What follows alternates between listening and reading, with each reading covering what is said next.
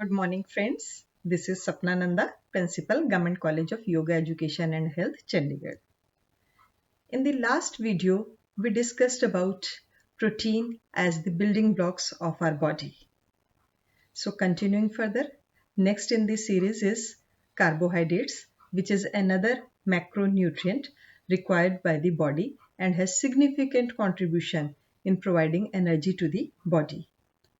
Carbohydrates, as the name suggests, it is also known as hydrates of carbon. This is organic compound made up of carbon, hydrogen and oxygen. And simply, carbohydrates are also known as sugars. And we classify carbohydrates into three categories: monosaccharides, disaccharides and polysaccharides, depending upon the number of units of sugar present in it. The first, monosaccharides, as the name suggests, mono means one. It contains only 1 unit of sugar. And this is the simplest form of sugar which need not be broken further during digestion process to derive energy from it. And the examples of monosaccharides are glucose, galactose and fructose. Second category is of disaccharides. Di means two. Disaccharides contain 2 units of simple sugars and they are broken down into monosaccharides before deriving energy from it. And examples of disaccharides are sucrose, which is cane sugar, lactose, which is milk sugar, and maltose, which is derived from malt. And the third category is of polysaccharides. Poly means many. And these polysaccharides contain long chains of sugars. They contain many units of simple sugars.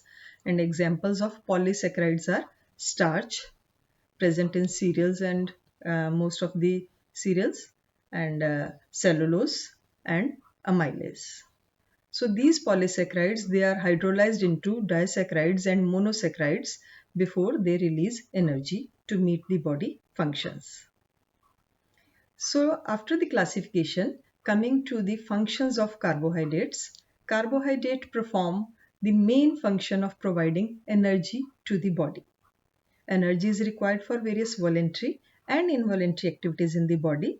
Voluntary activities are those which we perform at our own will, and involuntary activities are those which are going on in our body, like all the metabolic activities undertaking in the body. So carbohydrates provide 1 gram of carbohydrate provide 4 calories of energy, and this energy is required to meet the day-to-day needs of the body. And secondly, carbohydrates are the instant source of energy. Whenever an athlete comes after playing, he or she requires immediate energy, we give them glucose. And similarly, patients who require instant source of energy are given glucose in the form of intravenous drip or through oral route. Then second main important function is the carbohydrates, sugars, which we take in excess, they are converted into fats and they are stored in the adipose tissue in the body.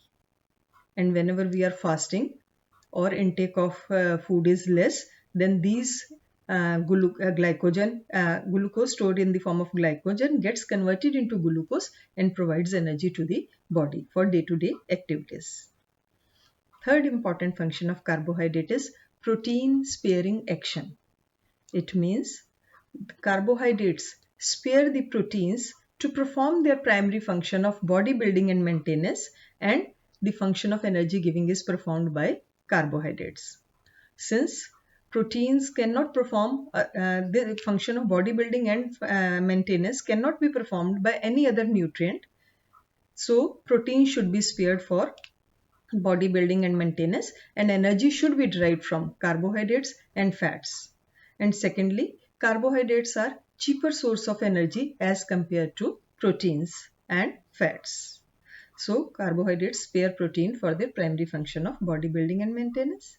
And then carbohydrates add taste and variety to the food. We can prepare a number of recipes with the help of roots, tubers, cereals, pulses, processed form of carbohydrates.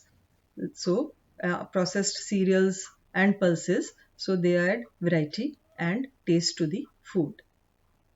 So if we see the sources of food, carbohydrates in our food, in our diet, mainly cereals and pulses, all processed form of suji, maida, dalia, breads, burgers, buns, all processed forms of cereals, pulses, roots and tubers, and then sugar, jaggery, honey. These are sources of carbohydrates.